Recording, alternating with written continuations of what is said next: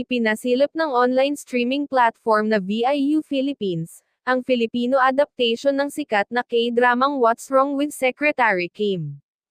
Sa Instagram post ng VIU nitong Martes, tampok ang dalawang linlang stars, na sina Kim Chu, na gaganap bilang Secretary Kim at Paulo Avellino, bilang Vice Chairman. Dahil dito, naging masaya at excited tuloy ang mga fan ni Kim at Paulo, para sa bagong proyekto ng dalawa. Narito ang ilan sa kanilang mga komento. Yay! Dininig tayo mga kakimpaw. Mas bagay din talaga kay Paulo tas chemistry pa nila ni Kim.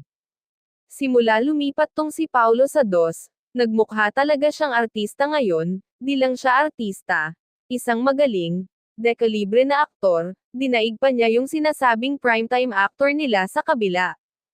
Ngayon na lang ulit ako na-excite manood ng K-drama adaptation. Super bagay kay Kim at Paulo. My heart for Kim Pao is already alive. Di pa man nagkaka-partner si Kim and Paulo sa linlang, dati ko pa naiisip na if ever magkaka-Pinoy adaptation to bagay kay Kim and Paulo. Wow, I love that series. Congratulations Kim.